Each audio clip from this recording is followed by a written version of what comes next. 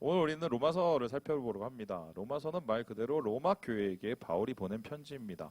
바울이 로마 교회에만 편지를 보낸 게 아니라 뭐 고린도, 에베소 여러 교회에다가 편지를 보내죠. 그 편지를 가지고 바울이 썼다고 해서 바울 서신이라고 합니다. 근데 바울 서신 중에 바울이 쓴 편지 중에 로마서는 되게 특이합니다. 왜인가? 고린도, 에베소 이런 거는 바울이 다 교회를 만들거나 거기 사람들을 전도하거나 거기 사람들과 접촉을 해서 같이 생활을 했습니다. 그런데 흥미로운 건 바울은 로마 교회 사람들을 만난 적도 없고 로마 교회에 가서 사역을 한 적이 1도 없습니다. 전혀 모르는 사람이었어요. 이 교회가 어떻게 생겨난 교회냐면 학자들의 추정으로는 예루살렘에서 오순절 성령 강림이 일어났었을 때 그때 은혜 받고 로마에 가서 아마 예배드리기 시작한 게 아닐까 그렇게 생각을 하는데요. 어쨌든 자생적으로 막 태어난 그 교회를 향해서 이 바울이 좀 되게 좋은 감정을 갖고 있었어요. 뭐 이유가 여러 가지가 있습니다. 뭐 예를 들어서 세상의 중심이죠. 지금 세상의 중심은 이제 뭐 뉴욕이라고 했습니다. 제가 뉴욕에 가서 보니까 흥미로운 걸 제가 발견했는데 뉴욕에서 뜨면 강남에서 한 2, 3년 후에 뜹니다. 강남에서 2, 3년에 뜨면 의정부에 한 2년 후에 뜹니다. 한 5년의 차이가 나요. 그래서 뉴욕에서 어떠한 것을 보고 어떠한 것을 하냐가 사실 그게 세계가 되는 뭐 그런 과정이 있죠. 지금은 뉴욕이 중심입니다. 그 당시에는 모든 길이 다 로마로 통해 있었기 때문에 로마에 가서 제대로 선교를 하면은 그것이 열방 선교로 이어질 수 있고 뿐만 아니라 바울의 꿈은 뭐냐면 로마를 거쳐서 땅끝 선교를 하는 거였어요. 예수님이 원하시니까. 그 땅끝이 어디냐면 그 당시에 스페인이었어요. 그러니까 로마에 가서 선교 사역을 하다가 거기에서 후원을 받아서 스페인 가면 되겠구나. 이런 이제 흑심이 있었는데 사실 그거 말고 진짜 바울이 로마를 가고 싶었던 이유가 있다면 여러분 어떻게 생각하십니까? 여기에 대해서 15절에 이렇게 얘기하는데 우리 한번 세 번역으로 더 확실하게 읽어보도록 하겠습니다. 시작! 그러므로 나의 간절한 소원은 로마에 있는 여러분에게도 복음을 전하는 일입니다. 왜 가고 싶다고요? 복음 전하러 간다는 겁니다. 아니 그 사람들이 이미 복음을 알고 있는데 무슨 복음을 또 전해? 이상하지 않습니까? 그렇다면 뭔가 바울이 거기에 복음을 전할 수밖에 없는 이유가 있지 않을까? 당시 그곳에는 유대인들, 그리스도인들, 이방인 그리스도인이 살고 있었었는데 좀 싸웠어요. 안 싸우는 교회는 없어. 잘 싸우는 교회만 있을 뿐이야. 그런데 이 싸우면서 이 복음에 대한 여러 가지 좀 이견들이 있었던 것 같아요. 그것 때문에 뭔가 뭉쳐지지 않으니까 바울의 생각엔 자기가 여기 가서 복음에 대한 확정판, 결정판을 딱 정하면 이제 교회가 뭔가 불이 붙고 교회가 뭔가 하나님 안에서 더 능력을 얻을 거라고 생각을 했던 것입니다. 그렇다면 바울이 전하고 싶은 복음은 도대체 어떤 것이냐? 이 복음을 나타내는 단어부터 먼저 살펴볼 필요가 있겠죠. 보여주시죠. 복음이란 말은 유앙겔리온입니다. 유는 기쁘다. 앙겔리온은 에인절이에요. 그러니까 이거는 따지면 굿 에인절 뭐 이런 건데 에인절이 그냥 뭐 여러분 뭐 천사도 되지만 사자, 전령 이런 겁니다. 그래서 예전에 이게 어쩌면 마라톤 전쟁 한번 생각해 보시면 되는데 페르시아에게 이기고 나서 그 전령이 막 뛰어갖고 말했죠. 42.195를 뛰어와서 이겼다 이러고 딱 죽었죠. 바로 그게 유앙겔리온입니다. 근데 그게 나중에 거쳐가면서 말이 변한 게 어쩌면 기쁜 소식 자체를 뜻해요. 그럼 복음이란 건 뭐냐면 예수님 믿고 나서 얻게 된 기쁜 소식을 뜻하는 겁니다. 자, 그러면 제가 여러분에게 질문을 해보겠습니다. 여기 앉아 계시는 분들 예수 믿어서 오거나 예수님한테 관심 있어서 오거나 아니면 예수 믿는 사람한테 관심 있어서 오신 겁니다. 그렇죠? 옛날에는 교회가 부흥을 하려면 멋지게 생긴 남자와 멋지게 생긴 여자가 있으면 부흥을 한다는 그런 속설이 있었습니다. 우리 교회는 그게 죄송해요. 딱 보이진 않는데 점점 늘어나고 있다. 죄송합니다. 분발하자. 자, 우리 혜림이 분발. 자, 그런데 제가 질문해 보겠습니다. 예수 믿고 나서 뭐가 좋아졌어요, 여러분? 예? 혜림아, 예수 믿고 나서 넌 뭐가 좋아졌어? 솔직하게. 나? 제가 예지한테 물어봤습니다. 예지야, 너는 하나님 살아계신 거 같냐? 그랬더니, 살아계시는 거 같긴 하대. 근데 잘 모르겠대. 그래서 왜 잘 모르냐 했더니, 안 느껴진대. 너 교회를 왜 나오냐 했더니, 아빠 때문에 억지로 나오는 거냐 했더니, 그게 아니래. 그래서 뭐냐고 물어봤더니, 선생님하고 전도사님이 교회에 다니다 보면 하나님이 계시는 게 막 느껴진다고 그랬대. 이거 어떡할 거야? 그래서 자기가 나한테 얘기를 하기를 자기가 빨리 그렇게 느껴졌으면 좋겠다는 거예요. 이거 큰일 났죠? 복음을 듣게 되는 거면 예수님을 통해서 뭔가 변화가 일어난단 말이에요. 그게 도대체 뭐냐는 거죠. 근데 이때까지 한국 교회 역사를 보면 예수 믿고 복음을 듣고 복음 속에서 뭔가를 얻고 이게 크게 세 가지로 볼 수 있어요. 이렇게 우리가 역사적으로 볼 수 있는데 한번 보여주시죠. 첫 번째는 뭐냐면요. 복음을 통해서 문화의 변혁이 일어났고요. 복음을 통해서 성령의 은사가 활달하게 튀어났었고요. 복음을 통해서 축복과 성공이 막 일어났습니다. 이거 뭐 하나씩 뜯어보겠습니다. 다음 그림 보여주시면 이게 뭐냐면 여러분 지금의 그 이화여대의 전신이었던 이화 학당입니다. 여기에 이제 학생들이 모여서 지금 막 이렇게 손 버리고 뭐 하고 있냐면 체조하고 있는 겁니다. 옛날에 여자들이 학교 다니는 것도 이상한 거지만 학교에서 체조를 한다는 건 더 이상했습니다. 그래서 그 당시에 체조를 하는 이 여성들을 보면서 나는 저런 여성들에게 절대로 며느리를 삼지 않을 것이다. 이럴 정도였어요. 그러니까 문화적 파급력이 엄청났고 뿐만 아니라 여기에서 보면 체조를 하면서 체육을 시키니까 이 저고리가 자꾸 내려가잖아요. 그러니까 저고리가 안 내려갈 것을 고민하다 어쩌면 여기다가 끈을 답니다. 그래서 끈 달린 저고리가 나오기 시작을 했는데 이게 막 사회적으로 파장이 커지면서 1919년에 무슨 일이 있었습니까? 3.1절이 있었죠. 3.1절 운동 때 그 모든 여성들이 나와서 만세를 이렇게 자연스럽게 부를 수 있었던 이유가 뭐냐? 물론 독립에 대한 갈망도 있었지만 모두 다 이 끈 달린 한복을 입었기 때문에 그렇게 했다고 봅니다. 이게 10년 안에 그냥 트렌드가 돼버려요. 그러면은 초반에 선교사님에 의해서 교육사역, 의료사역 이렇게 하면서 어떤 일이 일어나냐? 한국 사회를 변화시킵니다. 문화를 변화시키죠. 여성인권 올라가고 뿐만 아니라 계급제 철폐되고 평등해지고 뭔가 공동체 안에 변화가 일어나고 이 모든 것들이 문화의 선두에 문화 변혁에 교회가 있었습니다. 그래서 교회 하면은 야 뭔가 새로운 문화가 있는 곳. 그래서 예전에만 해도 교회에 오면은 놀러 오는 경우가 많았어요. 새로운 문물을. 근데 요즘에 그런 경우가 없습니다. 세상이 교회를 훨씬 앞질러 갔어요. 그리고 이제는 문화가 도덕과 윤리를 너무 앞서가서 이제 따라잡지 못하는 정도의 수준입니다. 그럼 이제 생각을 해보죠. 복음이 꼭 문화 변혁이야? 이건 좀 퀘스천 마크가 드는 거예요. 그 다음에 나타난 이 복음에 대한 생각이 이런 게인데요. 보여주시죠. 이게 뭐냐면요. 용문산 기도원입니다. 여기 잘 모르시죠? 이게 우리나라 최초의 기도원이었습니다. 여기서 손 장로님이라는 분이 계시는데 이분이 1947년에 여기 만들어서 뭘 하느냐? 소위 말해서 은사 집회를 합니다. 막 성령의 역사 나타나고 막 방언하고 막 신유하고 축사하고 막 일어납니다. 사람들 거품 물고 자빠지고. 그러니까 놀라갖고 사람들이 모여갖고 저렇게 많은 벌떼 같은 사람들이 모여서 예배를 드렸어요. 그런데 그게 어떻게 됐느냐? 나중에 이 모든 집회 끝은 뭘로 끝나냐면 사람 고치는 걸로 끝났습니까? 이거 뭐 사람 엄청 흥분시킨 거죠. 그래서 예전만 해도 성령, 복음, 능력하면 다 성령의 은사에 생각했습니다. 그런데 이 끝이 어떻게 됐나요? 이분이 이단 시비도 붙고 나중에 돈 문제가 걸립니다. 여러분 이분 뒤에 이분의 후예들이 기도원을 만드는데 기도원 원장님의 안 그러신 분들겠지만 큰 기도원의 원장님의 끝이 대부분 다 어떻게 끝나면 돈 문제, 여자 문제 이렇게 많이 끝났어요. 그러면 복음의 능력, 성령의 뭐 나타나고 보이는 그 뭔가 그 은사 이렇게 생각할 때는 조금 우리가 문제가 있을 수 있다. 그리고 세 번째 예전에 우리가 생각했던 이 복음의 능력이 이런 건데요. 보여주시죠. 이게 우리나라 최고의 교회였습니다. 1979년에 10만 성도가 돌파했고요. 이 이후에 한 10여 년 지나가서 어떤 일이 일어나냐면 성도 자체 추산 83만이었어요. 여의도 순복음교회였습니다. 대단하죠? 근데 이 교회가 어떻게 이렇게 순간적으로 클 수 있었냐? 이게 사실 어디 산기슭에서 그냥 천막 찍고 시작한 교회였어요. 그때 모인 사람들이 딱 5명이었는데 목사님, 사모님, 장모님, 애들 이게 다였습니다. 근데 이 교회가 어떻게 이렇게 컸냐? 다름 아니라 삼중 축복 때문에 큰 거예요. 예수 믿으면 어떻게 되냐? 영혼이 잘 돼요. 예수 믿으면 어떻게 되냐? 범사가 잘 돼요. 예수 믿으면 어떻게 되냐? 강건해져요. 그러니까 예수 믿으면 물질 축복받죠. 예수 믿으면 마음이 좋아지죠. 예수 믿으면 뭐가 좋아집니까? 건강해지죠. 야, 이거 왜 안 믿어? 그래서 그 당시에 많은 사람들이 실제적으로 여기 이 교회 가서 고침도 받고 부자도 되고 다 했습니다. 실제적으로 우리나라가 부자가 됐어요. 산업화와 더불어서 이게 아주 맞아 떨어졌죠. 그런데 지금 제가 앞에서 예수 믿으면 부자 됩니다. 예수 믿으면은 뭐 다 성공합니다. 이렇게 얘기하면 아멘 하시는 분이 봐요. 없죠?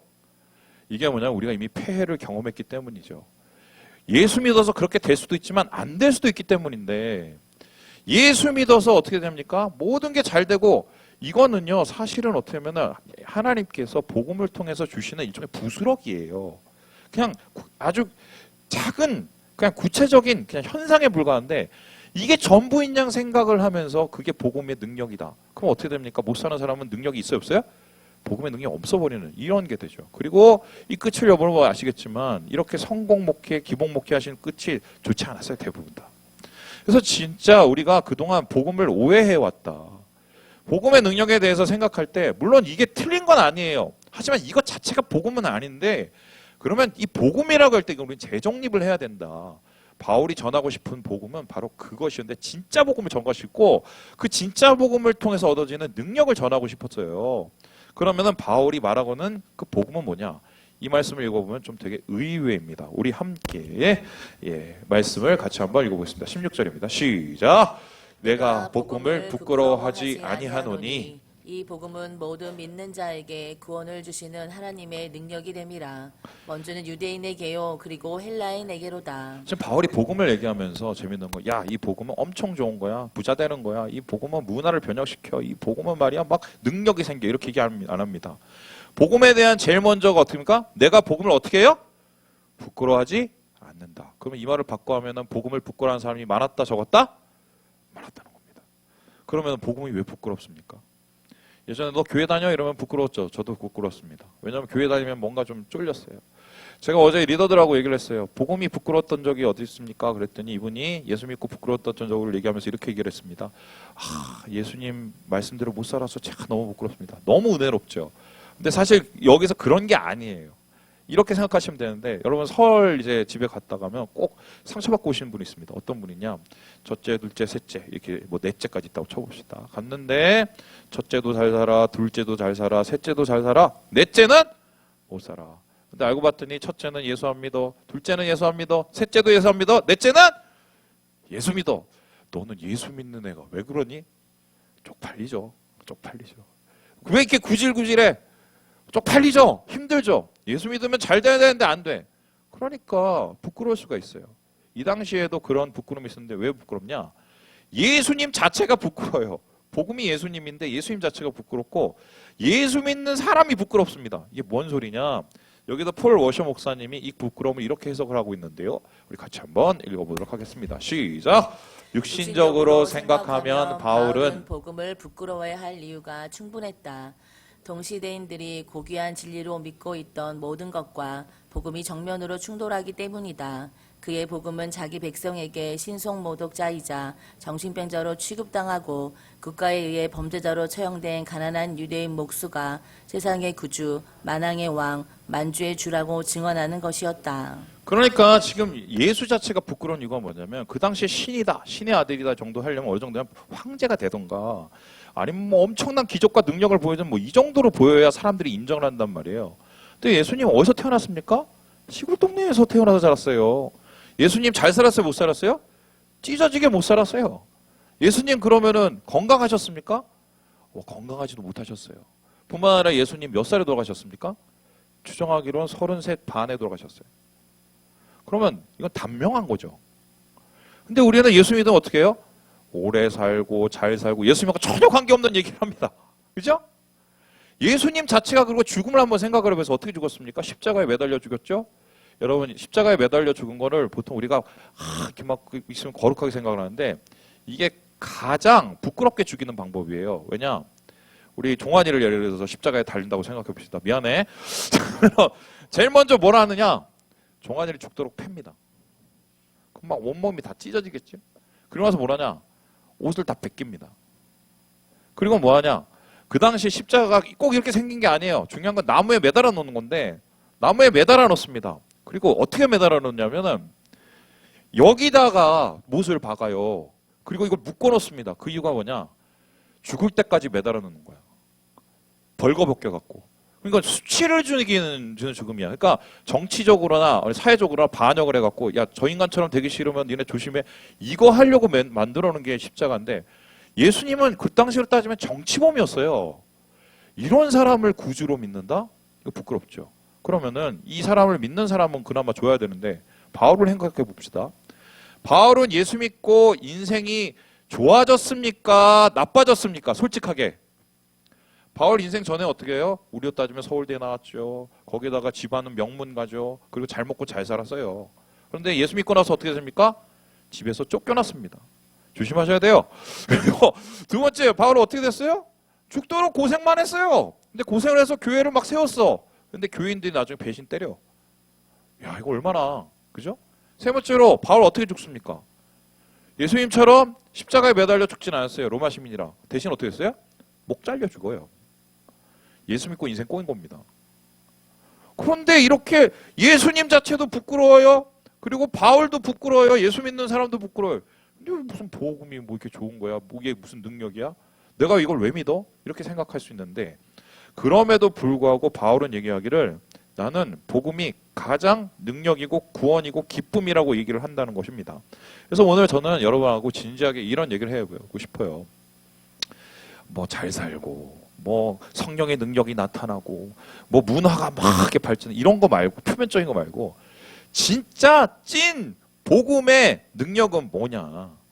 내가 예수를 믿고 예수를 통해서 얻게 되는 삶의 진지한 능력은 뭐냐?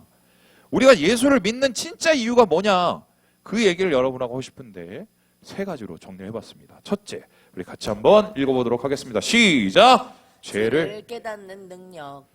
죄를 깨닫는 능력입니다. 이걸 회개할 수 있는 능력이죠. 아유, 회개가 그렇게 구질구질한 걸 왜 복음의 능력인가? 우리 함께 18절, 19절 말씀을 같이 한번 읽어보겠습니다. 시작! 하나님의 진노가 불의로 진리를 막는 사람들의 모든 경건하지 않음과 불의에 대하여 하늘로부터 나타나나니 이는 하나님을 알만한 것이 그들 속에 보임이라. 복음을 통해서 예수 그리스도를 통해서 제일 먼저 얻게 되는 것은 믿기 위해서는 자기가 어떤 모습인지 보게 됩니다. 구질구질한 걸 보게 되죠. 그때 회개할 수 있게 돼요. 이게 어떤 것인지 한번 제가 설명을 해드릴게요.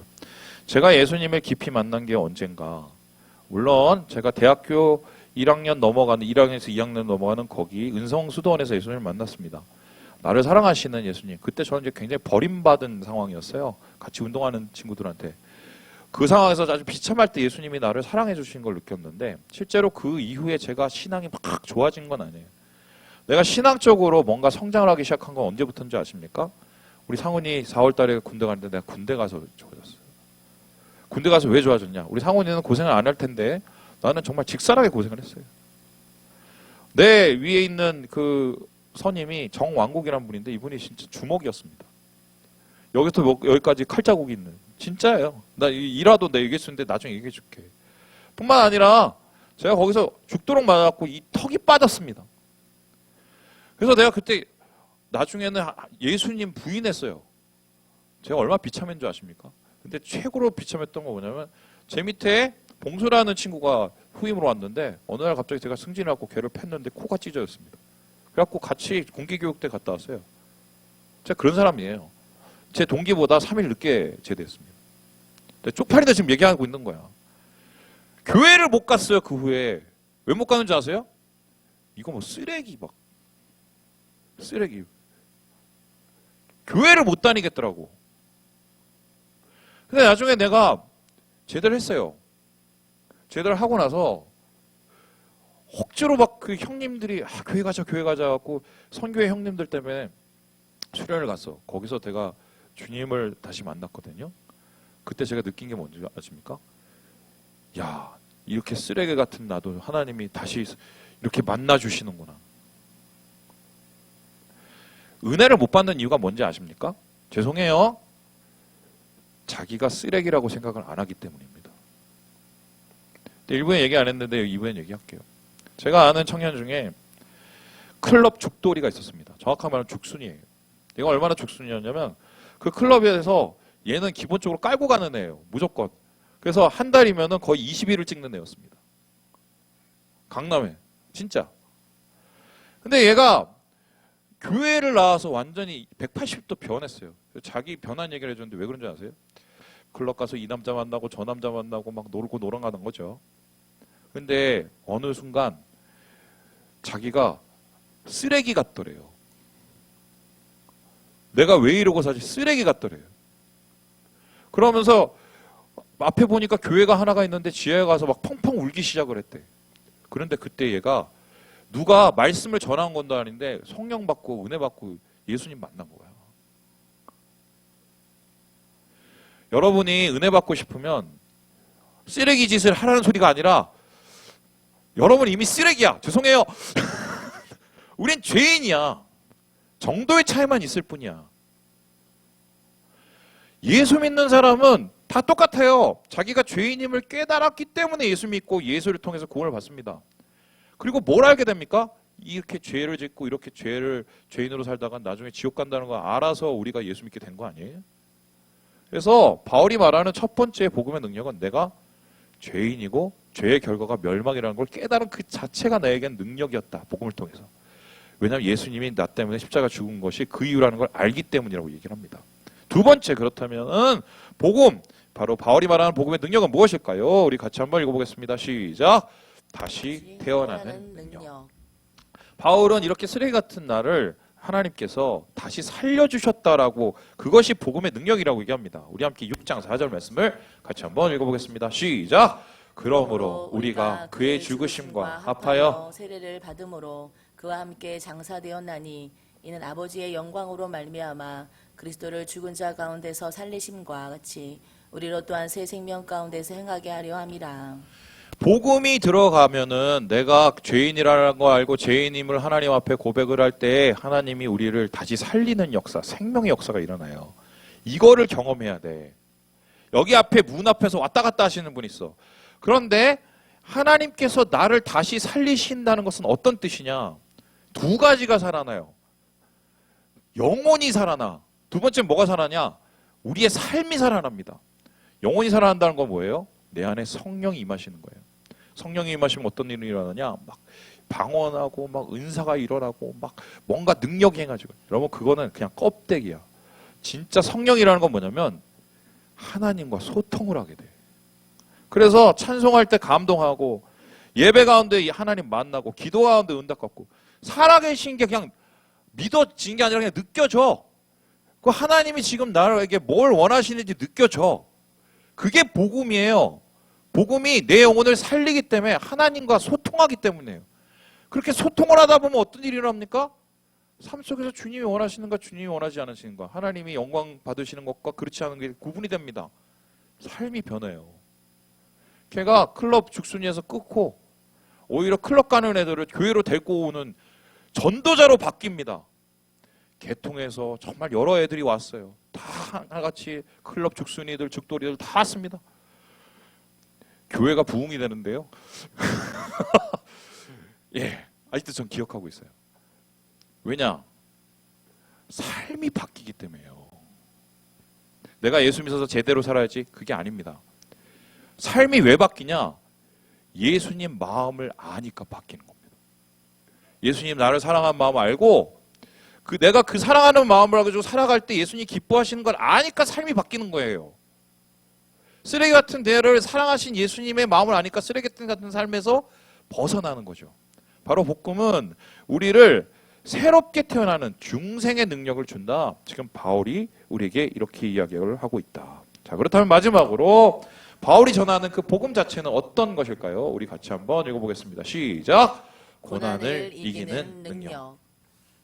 죄를 깨닫게 해주시고 회개할 때 구원과 생명을 얻는 다시 태어나는 능력을 주신다. 근데 그걸 통해서 결국 우리의 삶에 어떤 능력이 나타나냐? 삶의 어려움과 고난을 이길 수 있는 능력을 얻게 된다는 겁니다. 우리 함께 17절의 말씀을 같이 한번 읽어보겠습니다. 시작.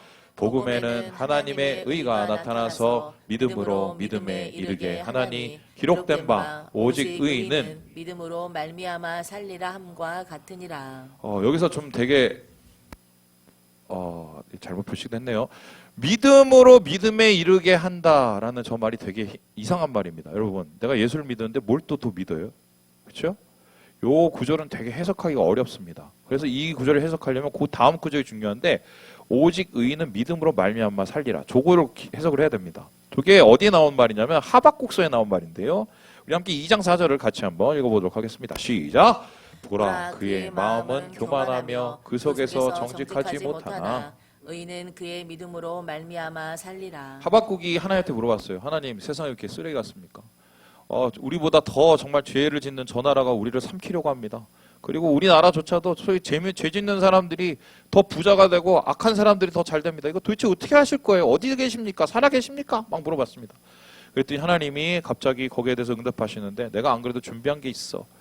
뭘 준비하셨는데요? 전쟁. 아니 어떻게 전쟁을 준비합니까? 우리가 더 못 살게 되는데. 이게 하나님의 심판과 공의를 이뤄가는 과정이야. 그러니까 좀 기다려 이렇게 갑니다. 그럼 저는 어떻게 살아가요? 그랬더니 하나님께서 말씀하세요. 의인은 뭘로 살아요? 믿음으로 살지. 여기서 말하는 믿음은 뭐냐면 전쟁 같은 최악의 상황, 고난을 이겨낼 수 있는 힘을 얘기해요. 그럼 믿음에서 믿음으로 이른다는 것은 뭐냐면 예수를 믿음으로 단순히 내 안에 나타나는 영적인 그런 자유함을 벗어나서 실제로 삶 속에서 예수님 때문에 어려움을 이겨낼 수 있는 힘이 생긴다는 거예요. 동력이 생긴다는 거예요. 진짜 그럴까요? 한번 생각을 해봅시다. 예수님께서 부활하신 다음에 제일 먼저 한 게 뭡니까? 제자들 찾아갔습니다. 벽을 뚫고. 제자들은 어떻게 했습니까? 당신은 시간을 뚫고 찾아오신 게 아니라 벽을 뚫고 찾아가셨는데 거기가 하필이면 제자들이 무서워서 벌벌 떨고 있는 데였습니다. 뭐라고 얘기했어요? 평안하라. 평안하라. 그러고 나서 잠시 후에 예수님께서 딴 데로 또 가셨습니다. 거기 뭐가 있었어요? 무서워서 엠마오로 도망가던 집으로 도망가던 제자들이 있었어요. 아니야 살아있어. 그리고 걔 데리고 다시 돌아왔어요. 뭘 뜻합니까? 예수님이 진짜 부활을 통해서 우리에게 주시고자 하는 능력이 뭐예요? 고난을 이기는 힘이에요. 그럼 제가 질문해 봅니다. 죄송해요. 오늘날 크리스천들은 왜 이렇게 나이가 빠졌을까?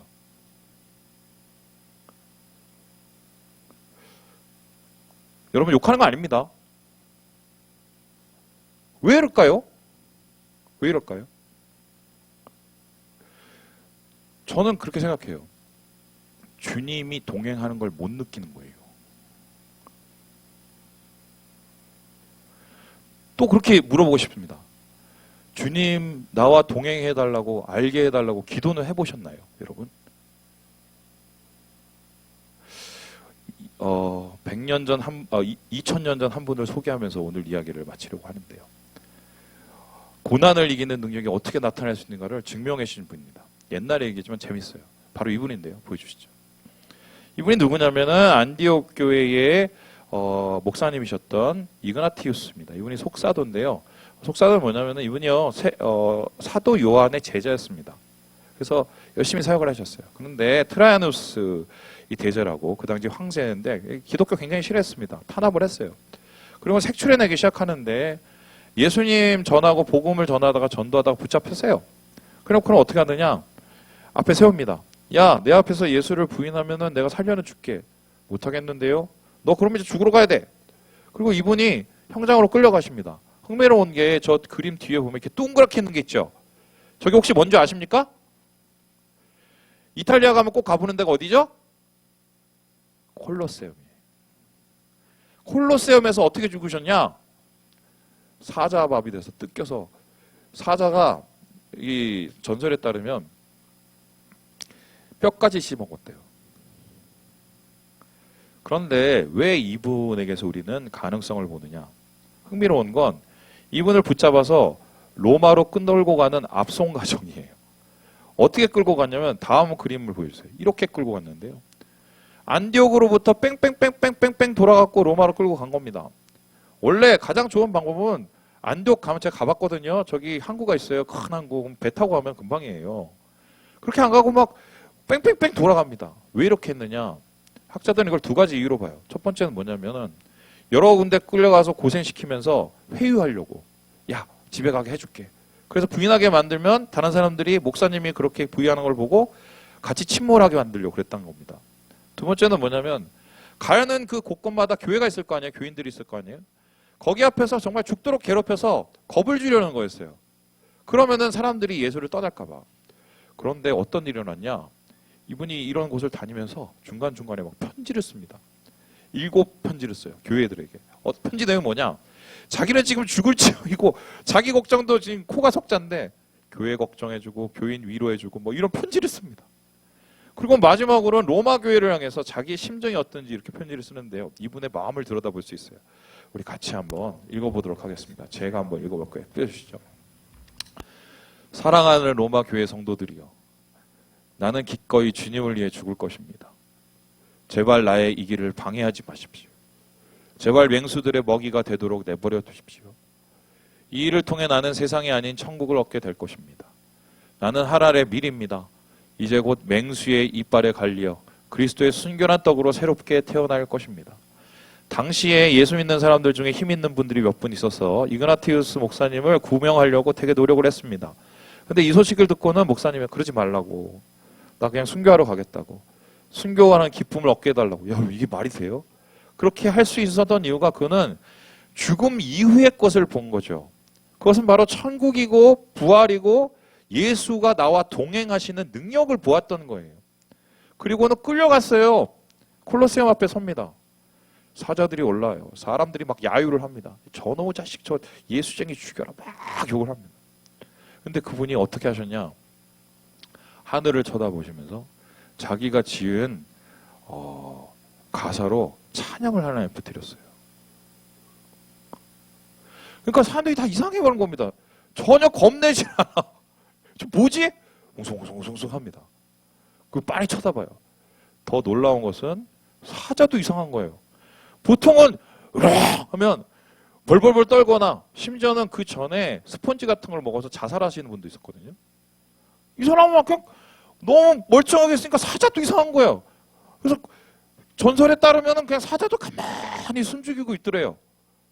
그러다가 하늘을 보고 평안한 마음으로 찬양이 딱 끝나니까 사자가 와서 뒤를 덮쳤대요. 그리고는 온몸에 뼈를 다 꺾고 다 찢어버리고 피를 흘리고 돌아가셨어요. 근데 놀라운 게 뭐냐? 돌아가실 직전까지 신앙의 모습을 절대로 포기하지 않았다는 거. 이거보다 더 놀라운 게 뭐냐? 사람들이 완전 쇼크를 먹은 거예요. 야, 저 사람은 도대체 뭔데 죽음 앞에서 저렇게 두렵질 않지? 어떻게 저렇게 평온해? 맨 처음에 예수 믿는 사람 욕하러 왔다가 집에 가면서 이상한 거예요. 호기심인가? 이상한데 저 뭐야 저거?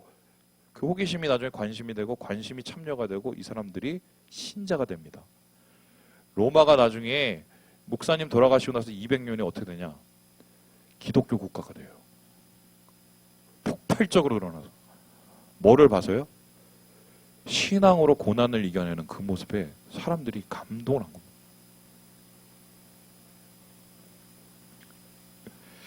말씀을 마칩니다. 누군가 저에게 물어본다면 목사님은 왜 예수를 믿습니까? 저는 아주 굉장히 쉽게 얘기합니다. 부자가 되려고? 저 이제 그거 버렸어요. 목사 보고 부자 되라고 그러면 그건 욕하는 겁니다. 부자는 우리 요셉이가 됐으면 좋겠고요. 그래서 나중에 죽기 전에 좀 요셉이 덕을 받았으면 좋겠어요. 근데 그것도 그냥 포기했어요. 유명해지려고? 제가 나이가 52세 만으로 여기서 유명해봤자.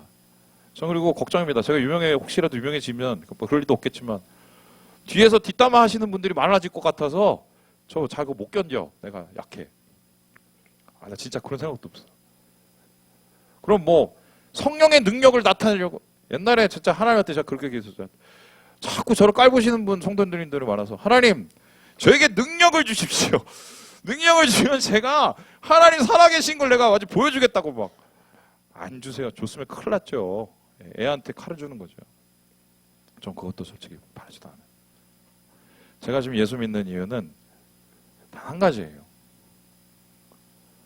나의 삶을 버티게 하는 원동력이에요. 누가 물어봤어요. 목사님은 마음이 힘들면 어떡하세요? 저는 언제 마음이 힘들면 사람이 미우면 그렇게 힘듭니다. 죄송한데 우리 교회는 100명도 안 되는데 100명 좀 넘나요? 그렇게 미운 사람이 많아요. 죄송해요. 여기도 있을 수 있어. 저는 잠도 못 자요. 그러면. 불면증이 와. 심지어 공황도 막 와. 어떻게 이겨내게요? 예수 때문에 이겨냅니다. 나 그래서 예수 믿어요. 그래서. 그리고 이 삶의 끝에 천국 있다니까 난 그거 믿습니다. 나 그래서 예수 믿어요. 그게 저한테 능력이에요. 사랑하는 여러분, 지금 여러분의 세대에 제일 필요한 거는 멋들어진 교회, 멋들어진 교회 문화, 나타나고 보이는 성과, 성공 아니에요. 예수님 때문에 오늘을 살아갈 수 있는 능력. 복음을 경험하신 우리 모두가 되시길 주님의 이름으로 축원합니다. 기도하겠습니다.